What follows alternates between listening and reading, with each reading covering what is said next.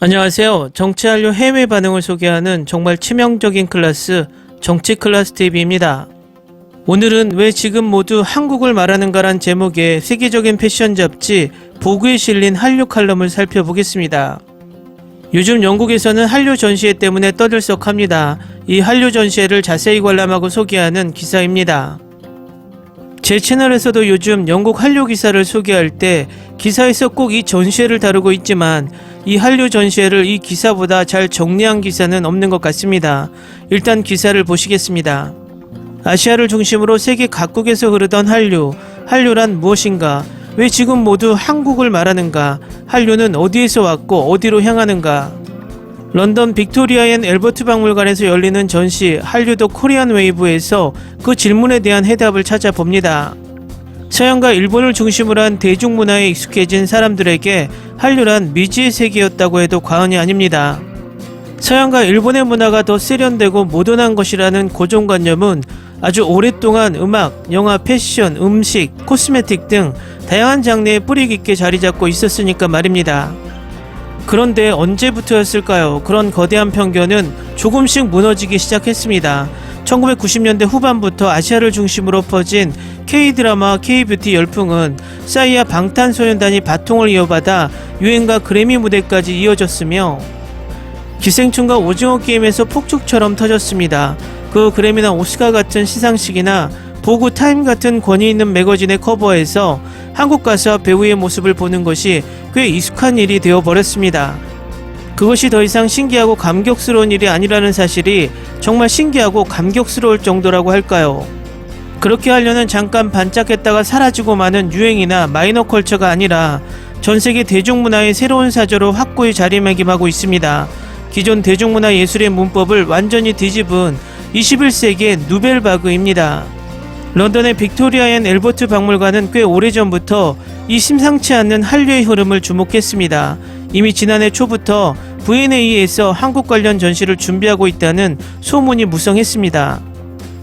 고급 미술과 함께 디자인, 퍼포먼스, 대중문화를 다루는 이 박물관에서 한류라는 거대한 물결을 간과할 리는 없었을 것입니다. 실제로 V&A가 10대에서 20대 방문자를 대상으로 가장 관심이 있는 나라가 어디인지 설문조사를 실시했는데 한국이 압도적으로 많은 표를 받았습니다. 한류를 향한 V&A의 항해는 한국의 역사적 맥락을 연구하고 소개하는 것부터 시작됩니다. 그리고 영화, 드라마, 음악과 팬덤을 통해 한류의 형성 과정을 살펴본 뒤 뷰티 및 패션 산업과 한류의 관계, 그 문화적 영향에 대해 차근차근 짚어나갑니다. 전시는 첫 번째 기술 강국이 되기까지, 두 번째 K-드라마, 영화, 새로운 세상을 펼치며, 세 번째 K-팝과 팬덤, 세계적인 박자, 네 번째 K-뷰티와 패션, 밝은 전망이라는 네 가지 섹션으로 분류했습니다. 이 전시회를 기획한 큐레이터 로잘리 김은 한류는 한국의 이미지를 바꾸어 놓았다고 강조합니다. 다채로운 대중문화 덕분에 한국전쟁의 상을 아는 나라에서 소셜미디어와 디지털 문화를 선도하는 문화 강국으로 성장할 수 있었다라고 말합니다. 전시는 2012년 한류에 불을 지핀 싸이의 강남 스타일로 그 포문을 열었습니다. 기술 강국이 되기까지라는 주제 아래 한국전쟁 후 폐허가 된 나라가 문화 강국으로 탈바꿈할 수밖에 없었던 배경과 역사적 맥락부터 짚어나갑니다. 급속한 성장의 이면에 빨리빨리라는 한국의 특유의 기질이 뒷받침되었다는 설명과 함께 일제강점기, 군사정권, 강남개발, 급격한 산업화와 경제성장, 올림픽, 그리고 외환위기와 월드컵 등 한국의 드라마틱한 근현대사를 꼼꼼히 조명합니다. 또 IT 강국 한국을 증명하기 위한 다양한 사진자료와 초기 전자기기를 전시한 코너도 무척 흥미로웠습니다. 놀라운 디지털 기술과 문화가 있었기에 오늘날의 한류가 존재할 수 있었다는 사실을 다시 한번 실감할 수 있었습니다. 거기에 30세대의 텔레비전 모니터로 만든 백남준의 비디오 아트 설치 작품까지 더해 전시 내용에 무게를 실어주었음은 물론입니다. 늘 전시를 뒷받침하는 탄탄한 역사적 텍스트와 예술작품의 공존을 중요하게 여기는 V&A 특유의 큐레이팅이 빛을 발하는 순간이었습니다. 더불어 한류는 어디서 왔을까라는 질문에 대한 어떤 대답처럼 느껴지기도 했습니다. 무엇보다 한류가 전 세계인에게 제대로 각인되기 시작한 것은 드라마나 영화 같은 영상예술의 힘이 큽니다. 두 번째 섹션인 K-드라마, 영화, 새로운 세상을 펼치며에서는 1990년대부터 성장해온 한국 드라마 영화를 이야기합니다. 오스카 수상에 빛나는 봉준호 감독의 기생충의 반지하 세트가 재현되었고 오징어 게임의 의상과 아가씨의 소품이 다채롭게 펼쳐졌습니다. 이 섹션에선 새삼스럽게 한국 드라마 영화 콘텐츠의 양적 질적 성장이 놀랍기만 했습니다. 전시 공간이 비좁게 느껴질 정도였으니 말입니다. 일부 영화는 세트나 포스터와 더불어 좀 더 큰 화면을 통해 전시해도 좋았을 것 같다는 아쉬움이 있었습니다. 전시의 클라이맥스는 세 번째 섹션인 K-팝과 팬덤, 세계적인 박자였습니다. V&A는 단순히 K-팝의 음악이나 영상만 전시하는 데 그치지 않고 K-팝의 확산에 큰 영향을 미친 소셜미디어와 팬덤의 역할을 면밀히 분석했습니다. 사실 팬덤을 빼놓고는 K-팝을 논하기 어려울 만큼 그 힘과 영향력은 막강하니까요.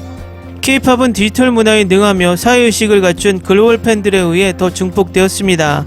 이는 한류가 전 세계로 확산되는데 큰 역할을 했음은 물론입니다. 큐레이터 로잘리 김은 이렇게 말합니다.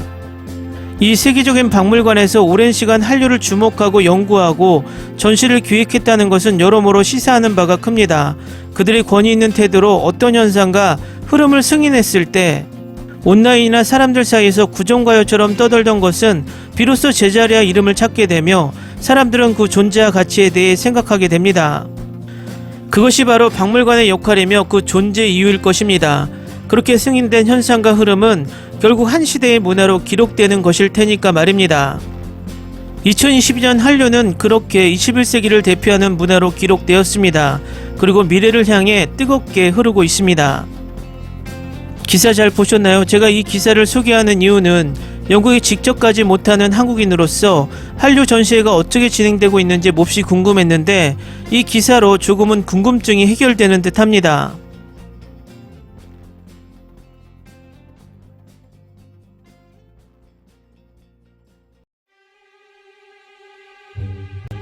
Ni se te ocurra. Olvida el ganso y los tomates. No hables de las ballenas. No es un acuario. No actúes como tonta. Que eras una genio. ¿Sí? No vayas a presumir, a la gente no le gusta eso. Y no digas cosas sin sentido. Y bueno, ¿minamos? Hasta pronto.